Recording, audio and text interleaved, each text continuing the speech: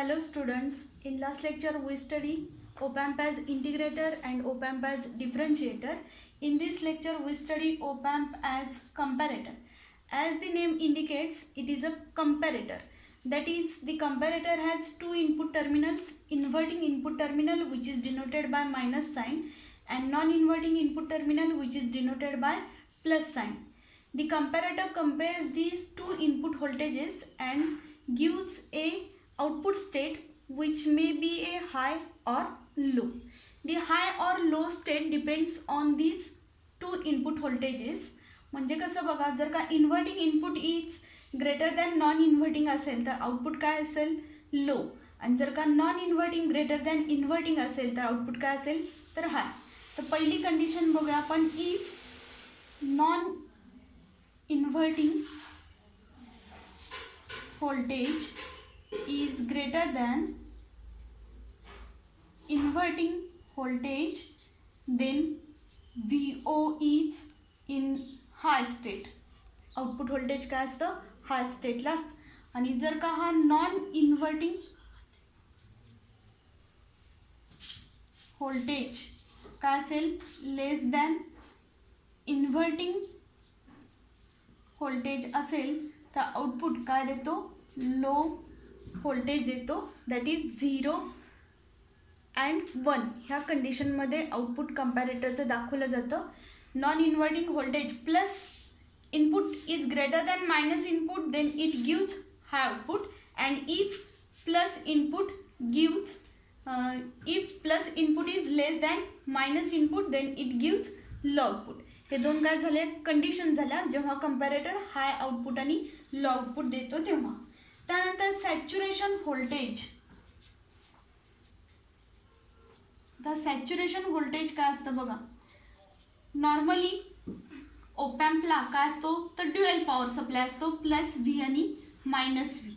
म्हणजेच काय असतं त्याला, प्लस आणि मायनस दोन्ही इनपुट व्होल्टेजेस आपण अप्लाय करतो. मग सॅच्युरेशन व्होल्टेज काय असतं, तर maximum output voltage of that comparator. Comparator तो मॅक्झिमम आउटपुट कुठंपर्यंत देऊ शकतो, तर नॉर्मली काय असतं, स्विंग म्हणजे काय, चढ उतार होतो त्या इनपुट व्होल्टेजमध्ये. नॉर्मली कुठंपर्यंत, less than 2 volt of input voltage applied.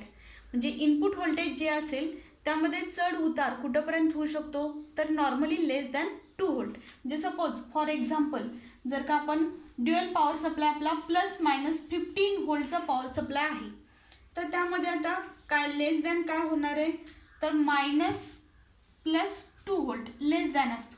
त्यामुळे काय होईल, आपला मॅक्झिमम आउटपुट व्होल्टेज किती असणार आहे, 15 व्होल्ट ड्युएल सप्लाय असेल तर किती असेल, प्लस मायनस 13 व्होल्ट काय असेल त्याचा आउटपुट असेल. आणि हा सॅच्युरेशन व्होल्टेज कशाने दाखवला जातो, तर व्ही सॅट. सॅच्युरेशन व्होल्टेज म्हणजेच काय असतं, maximum output voltage of comparator which swings between the less than, normally less than 2 volt of the input voltage applied. त्याला काय म्हटलं तर सॅच्युरेशन व्होल्टेज व्ही सॅट. आता या कंपॅरेटरमध्ये परत टाईप्स आहेत. त्यामध्ये फर्स्ट आहे झिरो रेफरन्स कंपॅरेटर आणि सेकंड आहे non zero reference comparator. Again zero reference कंपॅरेटरमध्ये दोन टाईप्स आहेत, non inverting comparator and inverting comparator. Zero reference non inverting comparator, zero reference inverting comparator.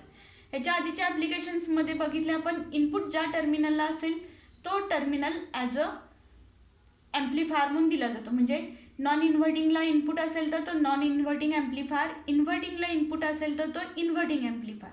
त्याच पद्धतीने याच्यामध्ये zero reference non inverting comparator डायग्राममध्ये काय दिसतं आपल्याला, इनपुट व्होल्टेज कुठं अप्लाय केला आहे, प्लस साईनला, आणि जो इन्व्हर्टिंग आहे तो काय केला आहे, ग्राउंड लेवलला दिलेला आहे. आत्ताच आपण डेफिनेशन बघितली, कंपॅरेटर काय करतो, दोन्ही इनपुट व्होल्टेजेस कम्पेअर करतो. आता इथं नॉन इन्व्हर्टिंगला काय इनपुट व्ही आहे आणि इन्व्हर्टिंगचं इनपुट काय ग्राउंडेड आहे. म्हणजे इन्व्हर्टिंगचं इनपुट काय असेल, व्होल्टेज 0 असेल. म्हणजे कंपॅरिझन कुठं होणार आहे, between 0 and input voltage V आहे. मग आता त्यामध्ये 3 कंडिशन्स असतील. पहिली कंडिशन काय असेल बघा, if V I input voltage non inverting input voltage is greater than 0. झिरोपेक्षा मोठा असेल म्हणजे non inverting is greater than inverting, मग तो काय देईल, हाय व्होल्टेज देईल. High voltage that is positive voltage. मग V O is equal to काय येणार आहे, the plus V sat, saturation voltage maximum voltage. Second condition काय असेल, if V I is less than zero, non inverting is less than inverting, ह्या कंडिशनला काय येणार आहे, low voltage that is V O is equal to minus V sat. And if V I equal to zero, तर V O is equal to काय येणार आहे, zero येणार. हा झिरो असेल तर आउटपुट पण काय येणार आहे, झिरो. हा काय झाला, zero reference non inverting comparator. आता सेकंड काय, झिरो रेफरन्स इन्व्हर्टिंग कंपॅरेटर. डायग्राममध्ये बघतो आपण इनपुट व्होल्टेज कुठं दिलं आहे, इन्व्हर्टिंग टर्मिनलला अप्लाय केलेलं आहे आणि नॉन इन्व्हर्टिंग टर्मिनल ग्राउंड केलेलं आहे. आता ह्या कंडिशनमध्ये if V I is greater than zero, V I is the inverting terminal is greater than non inverting. आता ह्या कंडिशनला आउटपुट काय येतो, लो येतो, म्हणजेच काय तर minus V O is equal to minus V sat. Second condition काय असेल, if V I is less than zero, that is inverting is less than non inverting, then V O is equal to plus V sat positive voltage. And if V I is equal to zero, then V O is equal to zero.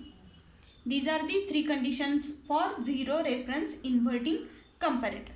Second type काय आपला, non zero reference comparators. आता zero reference आणि non zero reference ह्यामध्ये difference काय बघा.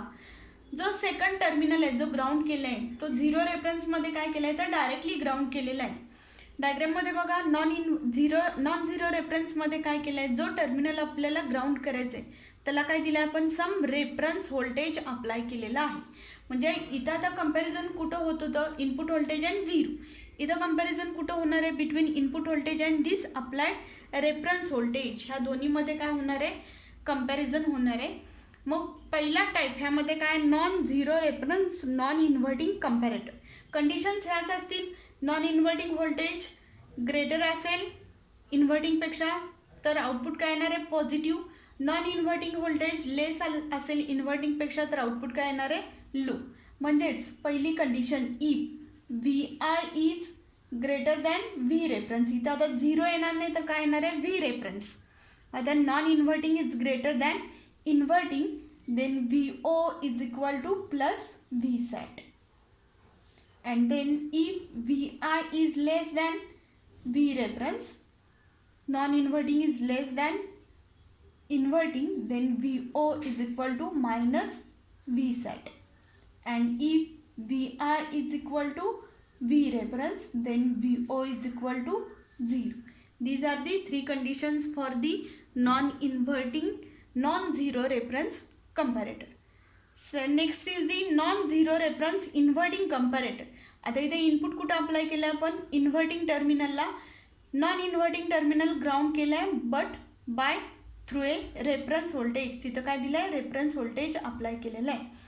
Again, if Vi is greater than V reference, that is inverting is greater than non-inverting, then Vo is equal to minus V sat.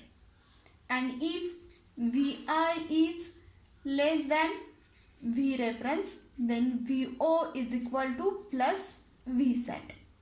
That is inverting is less than non-inverting, then output is positive, that is plus V sat.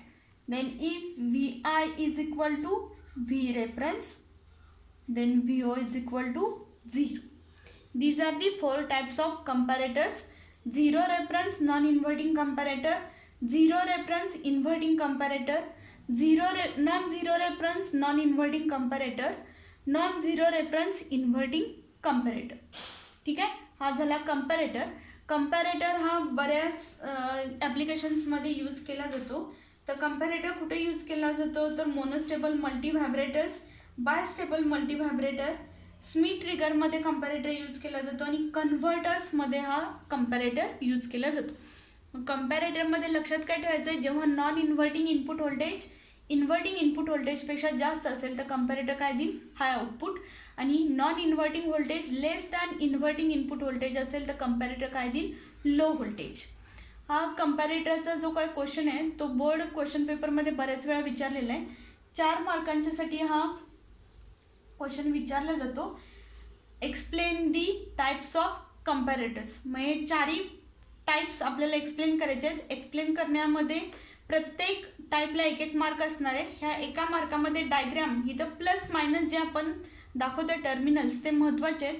ते plus minus terminal जर का चुकीचे दाखवले, for example जर का non inverting कंपॅरेटरवरती तुम्ही नाव दिलं आहे आणि इथं लिहिताना जर का मायनस लिहिला, मायनसला इनपुट व्होल्टेज अप्लाय केला तर पूर्ण डायग्राम चुकीची धरली जाते.